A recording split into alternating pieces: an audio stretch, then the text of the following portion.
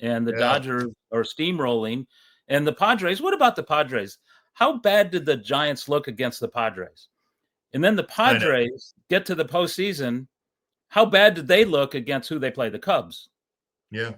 Yeah. And then the Cubs, how bad do they look? They look against the Brewers.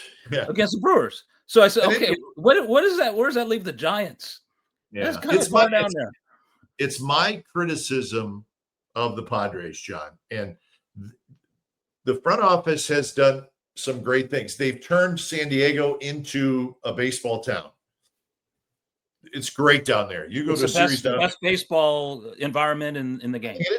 I think it is, right? So now you got guys. So they have turned that organization and that town into a baseball rich environment, and that's not easy to do, and they have done that, and they deserve a ton of credit for that.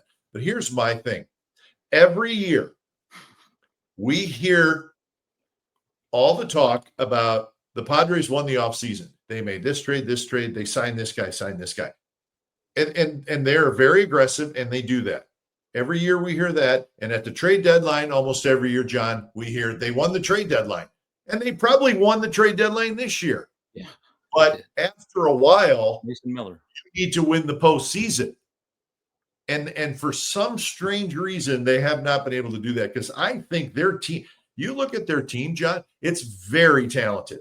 And they got a great bullpen, and they got good starting pitching. Their lineup is tough. We see it against the Giants all the time.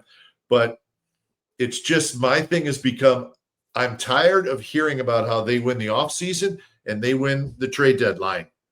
Because really the only thing that matters to me is, are you getting to the postseason? And then you gotta at some point, you gotta do your thing. So you gotta ring the world champion bell here. Let's go. The last year they got to the LCS, the manager was Bruce Bochy. Bob Melvin. Oh, that's right. Yeah, that was. Oh, you're right. I was thinking. Yeah, that was what, 2022. Yeah. And then the next year they don't make the playoffs. They're like 82-80, and they get rid of Bob Melvin. Well, Bob Melvin leaves and comes up to the San Francisco. Yeah. And then Schilt, the new manager, he's ousted in the division series, and this year he's ousted in the wild card series. Are they not winners? Is that a team of losers, Glenn Kuiper? I won't. That's all I'm asking. Well, listen, I don't like to call anybody a loser. Yeah. Or a winner. But I know what you're saying. I know what it's like. It is. My question, John, is they have a ton of talent, and it's good, and they're signed long term. Is there something missing there? Yeah. Okay. Does that make sense? Because Bob Melvin got him to the NLCS, and then the next year was a disaster, and he wanted out, and they wanted to get rid of him, and the team really struggled. And then, they get back last year. They're in the postseason this year, but they don't get it done in the postseason. So, listen, they have a team that could win the World Series. Mm-hmm. I think that's fair. Oh. They have the talent to win the World Series, but they're not even getting there. So, I don't know. Maybe they're one. I mean, if they had Mookie Betts instead of player X, instead of Bogarts, I don't know. That kind of player. Yeah. Right? Who's a winner. Yeah, I don't know. And I don't want to point fingers at anybody on the Padres, but all I'm seeing every year is a team that underperforms every single year.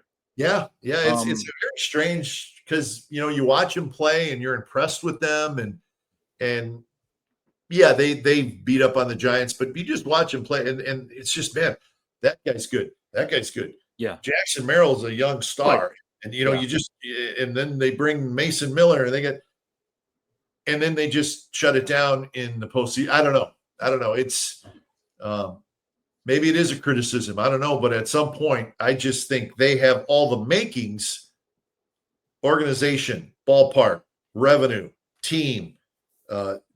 They should win a World Series, and they just haven't done it. And maybe one year they will. Listen, they did. The Dodgers won how many division titles before they won the World Series in 2020? Can I do this with the quotation marks? We're winning the World Series in 2020, abbreviated season, no fans. Did that count? Well, they count it.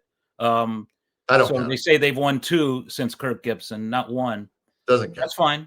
It counts. It's in the record books. I'm just mentioning it, but it took him forever to get there and win. Yeah. I mean, Dave Roberts could have been fired 3 different ways, and now he's going to the Hall of Fame. I don't know. That's what I hear.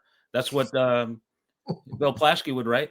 But I love Bill Plaschke. But I mean, if the Padres are in every single year, they're going to win one time. They have to, even though they never won. San Diego's never won anything. The Chargers, the Clippers, the Padres, going back decades. Yeah. The Eric Coryell and the Garvey, Gwynn, Gossage, all those guys in '84, and then Tony Gwynn in '96, and all these teams that AJ Preller is building, and they're just fascinating teams and fun to watch. And like I said, there's no better scene than Petco Park. The atmosphere is amazing. It's so fan friendly. The weather, the environment, the views, even the uniforms are kind of funky, but I dig them. And they just don't get over the hump. And maybe it's that, little brother syndrome, looking up at the Dodgers all these years and putting too much pressure on themselves to get there. But man alive, one of these years has got to happen, right? You would think.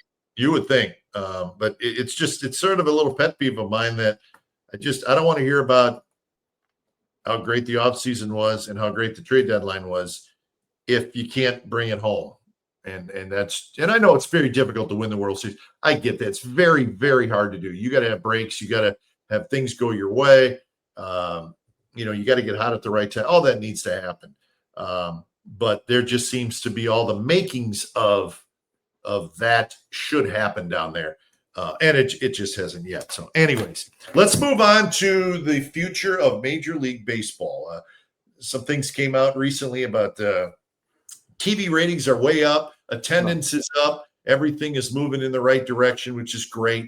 I think younger people are becoming more engaged in baseball again, which is something that MLB desperately wanted to do. Let's get the younger generation involved because they have become disinterested in baseball. And I think all that's working, and MLB deserves a lot of credit for that. Some of the changes they've made, with the pitch clock and stuff like that. I think it's all worked.